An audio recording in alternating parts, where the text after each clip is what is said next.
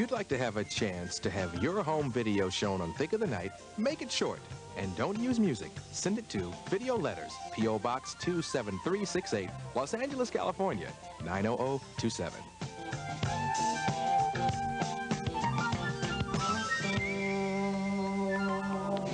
I'd like you to meet someone now. You know him as the dude in Lady Sings the Blues. He played a football player in Brian's song. He was a starfighter in Star Wars trilogy, a policeman on Chiefs, and people are starting to breathe deeply in the front rows now, just at the very thought of all of this charisma in one place. This is Billy Dee Williams.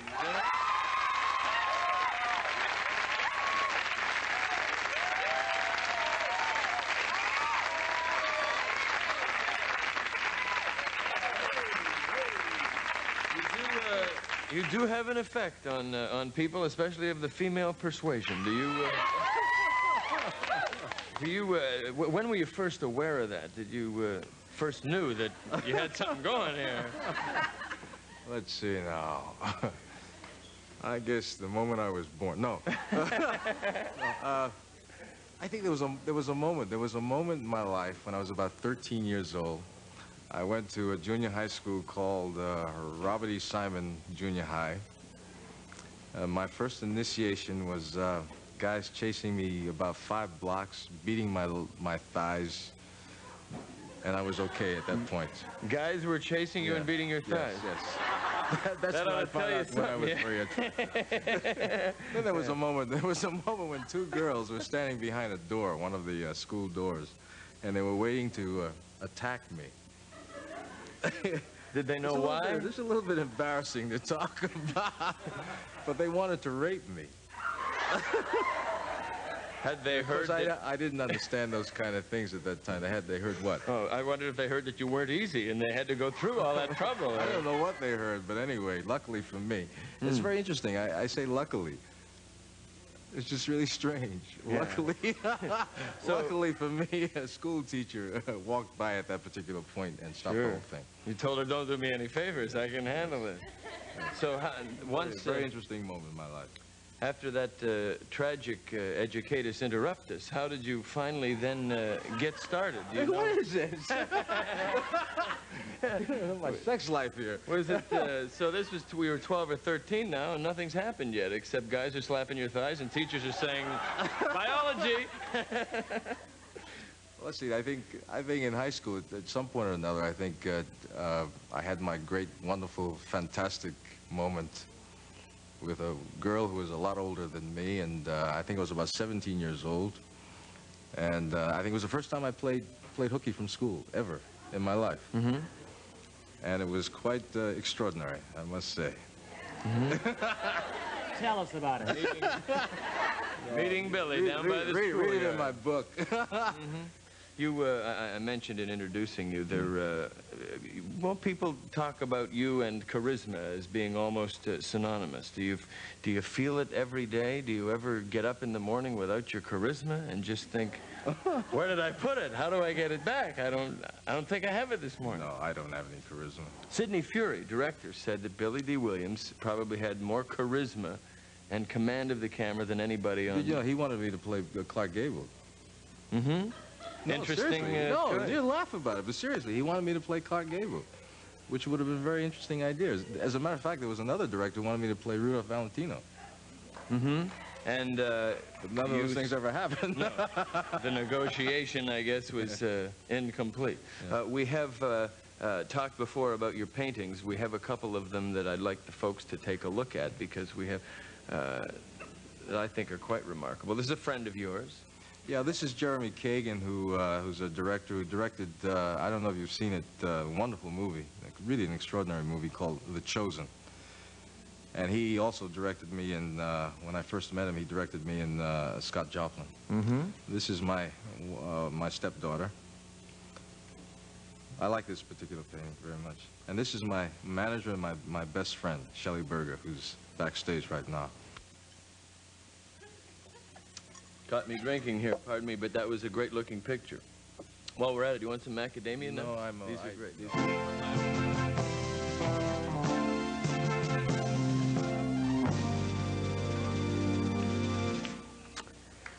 Well, You know, it all started when we had a meeting to decide how we would get it started.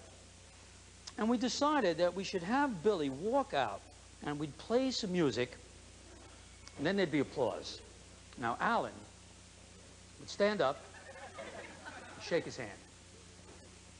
And Billy would then smile at the audience and sit on the sofa. I was here in the afternoon when they all arrived. There was a lot of activity and excitement because it was Billy Dee Williams. Well, the last time he was on the show, we both talked about his ambition originally to be a fashion designer, how he loves to paint and draw.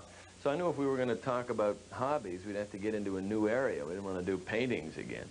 I knew, pardon me, I seemed to ring a bell. I guess that rang a bell. I knew that he, at one point, had paid the rent in his early days, Billy Dee did, in Hollywood, by being a carpenter. He worked as a carpenter. He built a recording studio, as a matter of fact, in Sergio Mendes' backyard. And he didn't even really know how to do it. He was just going by the instruction manual. I thought that was an interesting area, but I thought that just talking about carpentry might not make for dynamite television. But I did think that if I could get him maybe to make a coffee table right on the air, boy, that would be fantastic. I mean, those are the kind of moments that careers are made out of. And I think that coffee table carpentry is a lost art. Oh, wait a minute now. I mean, I thought we were going to talk about the triathlon, you know, the Special Olympics. I mean, doesn't he know anything about it? Hey, that's it.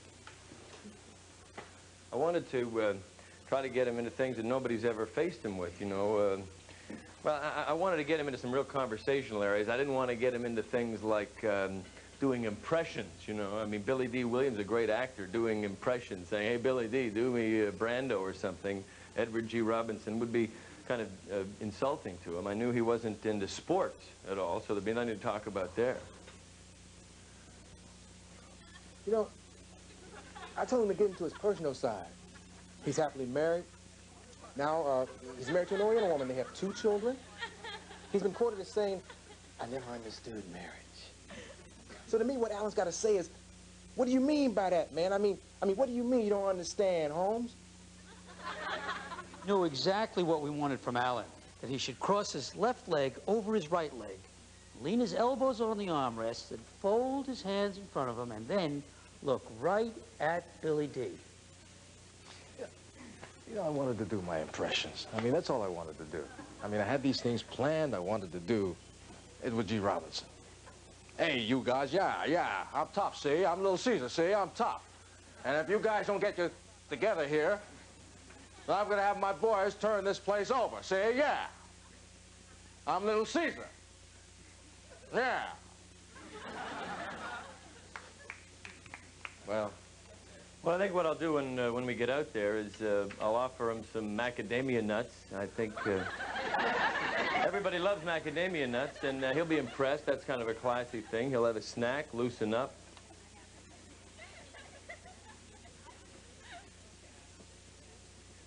I came here to do my clip. You know, I wanted to promote this time bomb that I did for NBC. You know?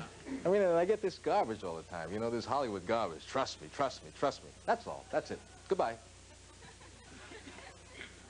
Well, we got this memo from the props department. Alan had ordered this saw and this hammer and a couple of slabs of wood. And, of course, we had no idea what he had in mind.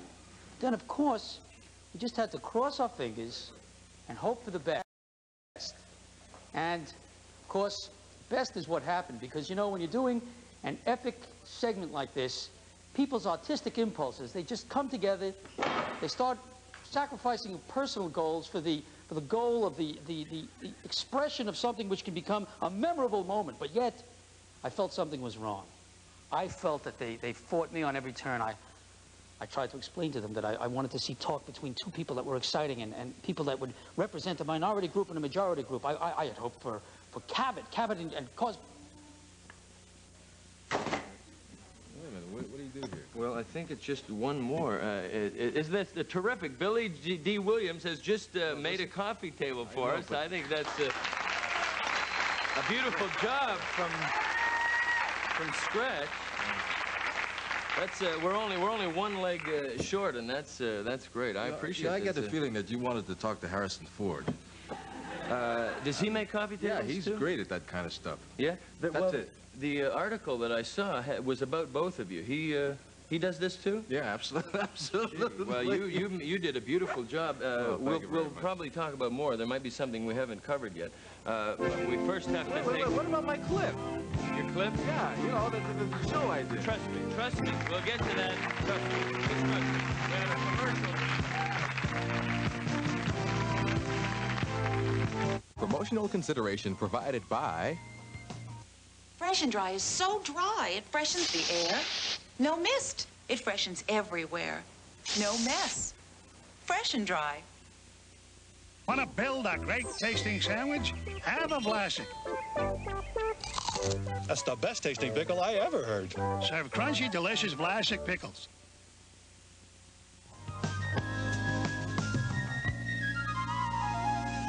I'll have one. They're very good, and they're fresh from Hawaii. Really? Mm-hmm. Cashews are great, too. You So, like cashews? I'm out of cashews. I'm sorry. I didn't know you were a cashew That's it. kind of guy. But Goodbye.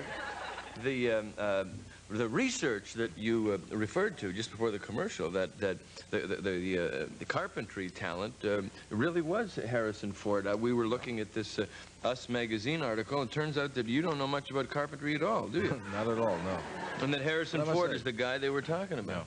absolutely. He's But wonderful. He made a very good living at it. then under those circumstances, I'll you leave that did a alone. hell of a job. Of course, the article was about the two of you having appeared in Empire together. Mm-hmm. Landau Calrissian was your name in the. This is no surprise to you, I know. But what is the origin? What is the heritage, supposedly, of that name? It's an Armenian name. Mm-hmm. What does it You're mean? not Armenian, all right? No, are you, anyway? no. I'm English and Spanish and French and... Yeah, I can see all of it.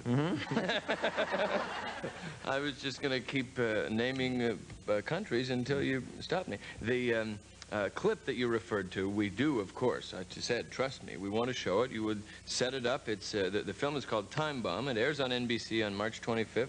And what's it about? Time Bomb. Okay, Time Bomb is...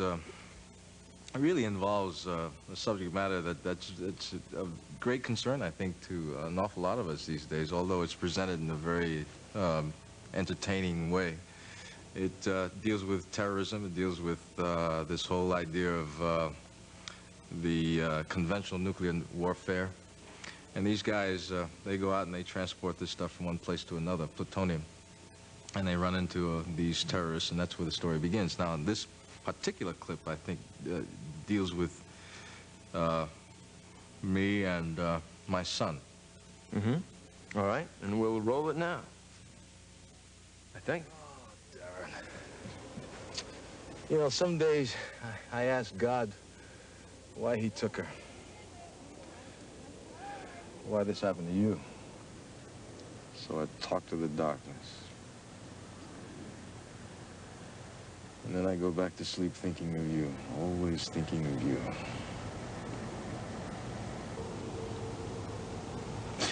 You know, I think I love you more than other fathers love their sons. Now, maybe that's my imagination, but I think it's true. And you love me very much, too, don't you? Can you tell me that you do?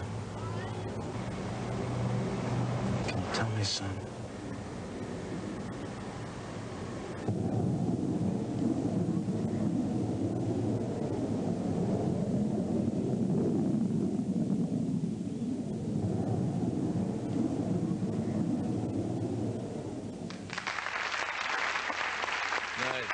Who else is in the film?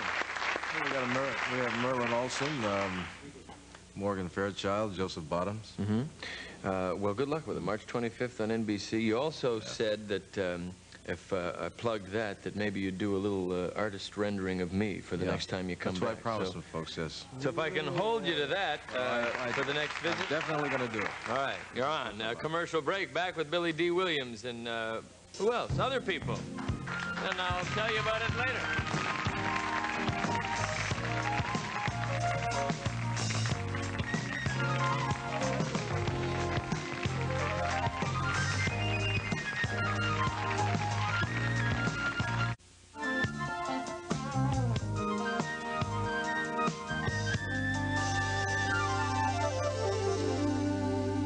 This is the Michael Jackson biography. It's called Michael, and tonight the second of 4 installments with its author, Mark Bigot. Come on in, Mark. Talking about how the Jacksons, in the mid-'70s, their career started to slide, and it wasn't happening for them anymore. What kind of an emotional reaction did Michael have to that failure? Well, that was the first time in Michael's career that he'd experienced a cool spot. And it's the closest to a normal childhood he's ever had. So he sort of was able to relax a bit while the career took a back seat and do some things, do some writing, do some creating, do some thinking on his own exactly what he wanted to do with his life. Was he hurt by that? Was he embarrassed? I don't think so. I think it was something that just, they had been so hot for so long, it was hard to maintain that without stopping, regrouping, and turning around with a whole new career strategy, which is what he did. How important is it to Michael to be loved and publicly accepted? I think it's very important to all people in show business that get in front of the cameras or get on stage.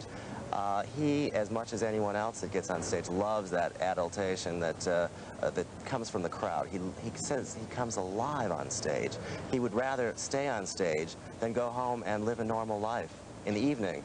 But that adulation then feeds on itself and causes this hermit-like existence for him. It's true. It's sort of forced him into a little cocoon. Mm-hmm. He's afraid to go out without 8 bodyguards and protection and disguises and everything else. It's become a stifling sort of thing for him. His need to be approved or loved by the public, has that manifested itself in some untoward kind of vanity for him? He's had his nose done, and he was already a real good-looking guy. But he just, well, you know Hollywood, everyone wants to look better than they are, and he succumbed to the pressures of that.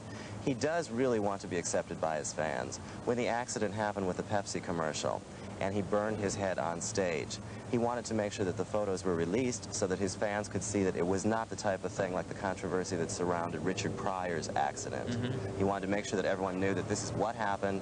Michael wasn't doing something that he shouldn't have been doing, and was very concerned that his fans would think bad of his activities. I want to make sure that they knew he was doing Pepsi, he wasn't doing Coke, right? Exactly.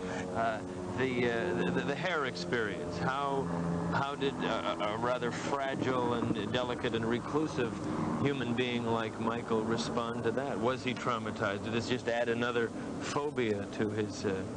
Well, I don't think he's going to back up into any fireworks again, but it really hasn't soured his experience in show business. Now, most people think that his head was set aflame. It really was not. He had doused his hair in water before the take. And basically what it was, you know when you light a sparkler on the 4th of July, mm-hmm. and all these little sparks of fire fly out, that's basically what hit him and singed the back of his head. It wasn't that his whole head caught aflame. Mm-hmm. What about the dark glasses? Why does he wear them? This is a whole new thing. I saw a 3rd award show. In my case, pardon me, I needed what are you hiding from, Alan? I can't see the prescription. I think Michael... Catherine Hepburn told me to wear these. Well, didn't she say take those off, though? Only when I got 7 awards. Well, you're working on that. But basically, Michael's shy. And these awards, he's basically blushes on stage. I mean, he loves being the star, but he's sort of, oh gosh, you know, another award. Mm-hmm. And I think he likes to have the illusion that he's in another room. You know, sometimes you put on dark glasses, and there's a wall in between you and what's in front of you. And I think he feels more comfortable sort of hiding behind these glasses. The glove, the beautiful spangled, bejeweled glove. What is the significance of it? Well, now, this is something that he just started. He started a fad. I've noticed in Hollywood now a lot of people with one glove on. It's just basically a fad he started, like the drum major's jackets with the frogs and the lapels that he's been wearing. They are not military jackets. Sergeant Pepper. Well, exactly. But Michael is very concerned that he has no ties or allegiances to military, religion, politics, anything like that. Anything really serious or severely adult-like, or that signifies killing people or killing animals. He doesn't like to wear leather. He's not into politics at all, is he? No. I don't think you'll find him announcing his presidential candidate this year. He'd rather stay away from that and keep that childlike atmosphere around him. He seems preoccupied, certainly with some level of vanity or sense of image and the creation and preservation of image and mystique. Why? Is it a purely commercial decision of Well, his? basically, he feels there's a lot of pressure on him at the moment. Everyone wants him to look his best and be his best, and there's great expectations on him. You know how in show business, America somehow has this habit of building people up and then tearing them down. And he's built up so high at the moment that he really wants to maintain a good image and a good look. Well, he's certainly come up with some original and inventive ways of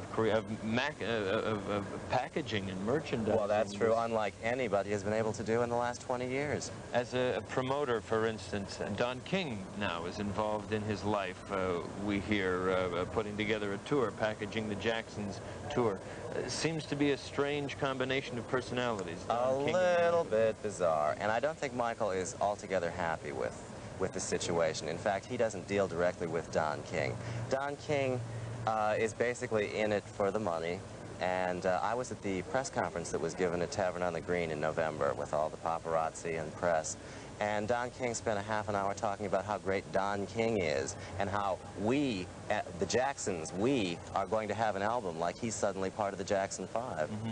So I think Michael resents this a bit.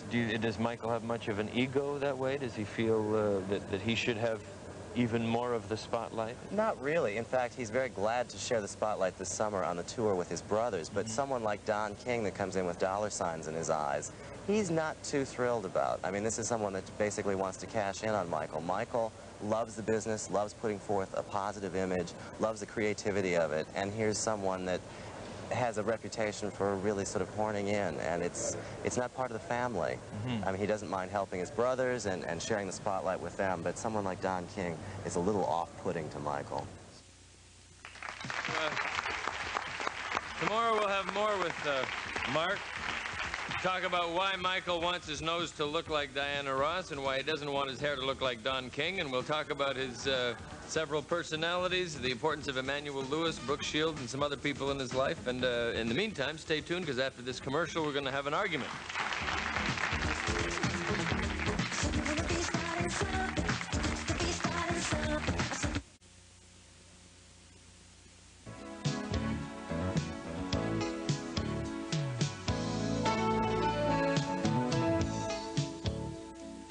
Every year, thousands of children are adopted in America. Children without homes find homes, and they live happily ever after, or do they? More and more adopted children are searching for their birth mothers, and mothers who gave up their children years ago now decide that they want to see them all grown up. Is it everyone's absolute right to know their birth family?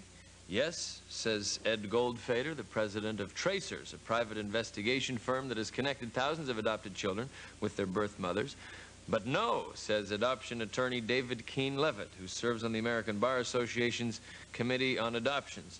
So, welcome, gentlemen, and first of all,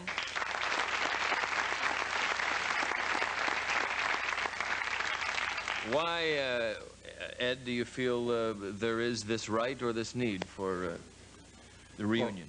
Well, first of all, there are 5 million adoptees in the country, Alan, and I've dealt with thousands over the 30 years that I and my company have been doing searches on behalf of adoptees who wanted to find their parents, and now parents, particularly mothers, wanting to find their children. And I feel that they have the right simply because these were children who were surrendered for adoption, probably out of love, so that the child could be raised in a manner that would be better than perhaps the mother felt that she could.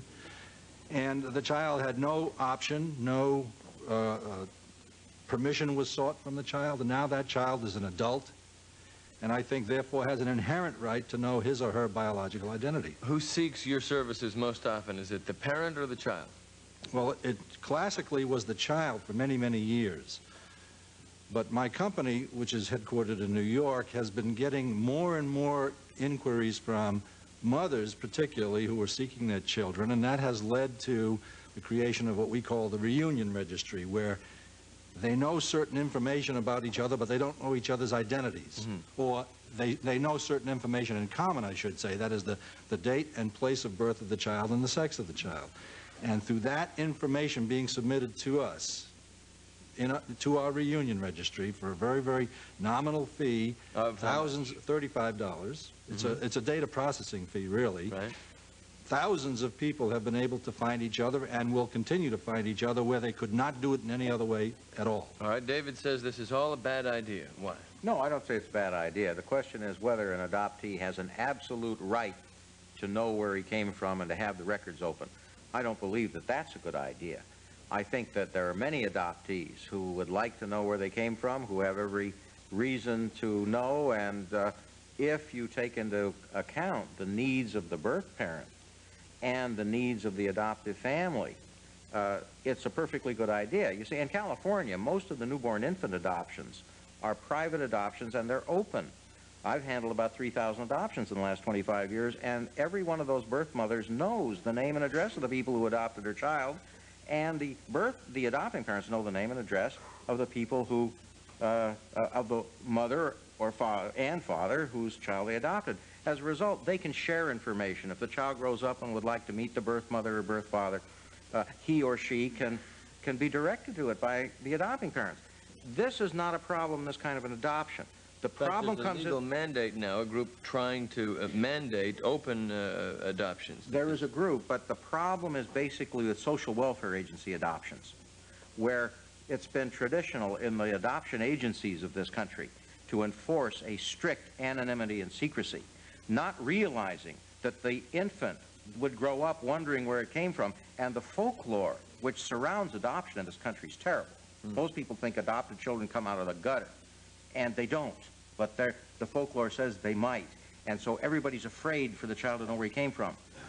Likewise, many of the social welfare agency adoptions are children who really shouldn't know where they came from. For example, 15 years ago, I got a call from our Superior Court judge here who had the problem of one of the Manson family children. You know, the Manson family that murdered Sharon Tate. They had a rather free and easy sex life, and they procreated babies. Nobody knew quite who, but it was all part of the family. And one of our judges here had the problem what to do with this newborn infant that had been born in the prison. And one of his big concerns was that child should never grow up and find out who his or her parents were. Well, that's someone else making a judgment as to who should know what. Well, and that's what I object to, carte blanche. I think everyone has the right to know who he is, and it doesn't always turn out great. I've known children who were adopted into families where they led a horrendous life in the adoptive family. So there's no guarantee to anything. That's the point. Well, what about protection for the parents, though? The mother who felt she made a mistake and wishes to remain anonymous for her life and leave that as part of her past and her experience? I can understand that.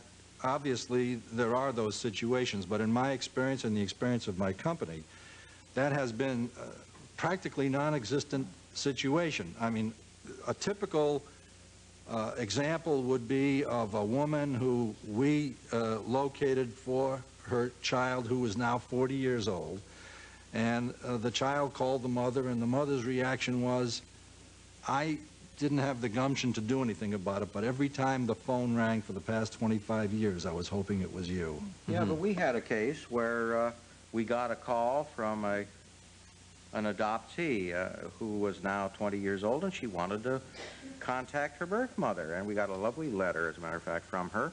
And we went into our files. Our policy at my office is I'm more than happy to put it together, but I want to call the birth mother and make sure it's okay with her. And we called this lady. She said, oh, my God, don't let anybody come around.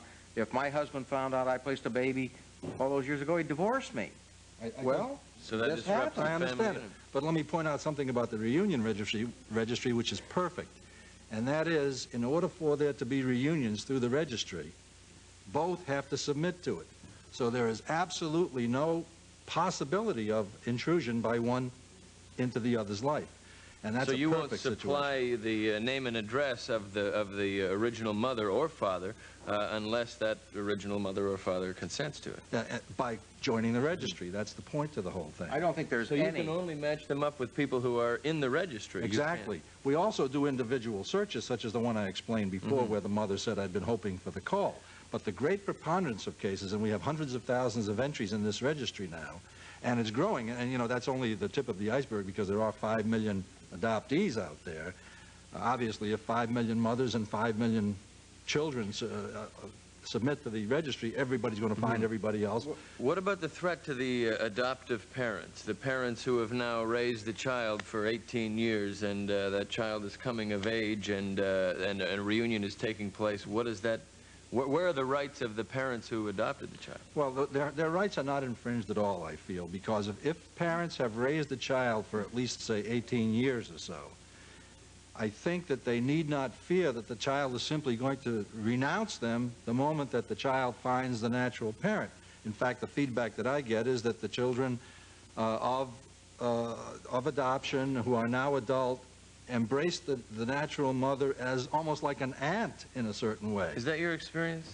Well, in the cases I've handled, which are open to begin with, the reunions are generally very voluntary all the way around. For example, I have a young girl, she's 20 years old, and she wants to meet her birth parents. She's going up to Sacramento in a couple of weeks to get together. They phoned in just in case she was looking for them. Here's where they were.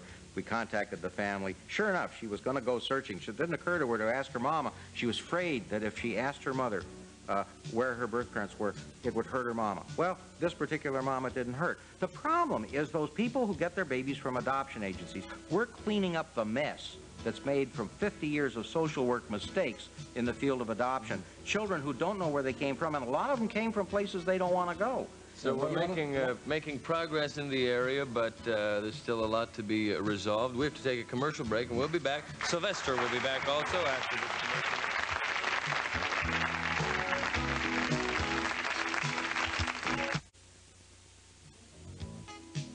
Alan Thicke's wardrobe provided by Rick Palak, Sherman Oaks, California. Transportation services for Thicke of the Night provided by Skyhawk Limousines, featuring cars of the stars. Whom you met earlier in the show has been touring Europe since that disco win of yours. Opened for Joan Rivers at Studio One. And do you do your own wardrobe, Sylvester? I used to. Not anymore. It is busy. It looks like it could take a troupe of fishermen to help you put this all together. Yeah. The tune Sylvester's going to do now is one of the tunes from Dreamgirls. Yeah, it's one of my favorite shows. I've seen it 7 times. So. Song, well, you ought to know the song by now. I almost know it. Okay, song is One Night Only. This is Sylvester. Thank you.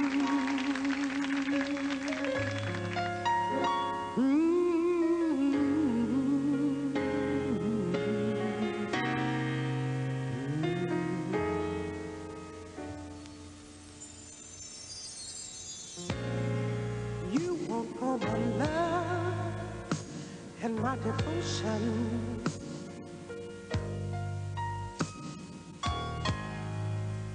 You want my loving soul right on the line. Well, I have no doubt I could love you forever. The only trouble is we really don't have the time. One night only, one night only. That's all I have to bear. One night only. Let's not pretend to care. Ooh, one night only.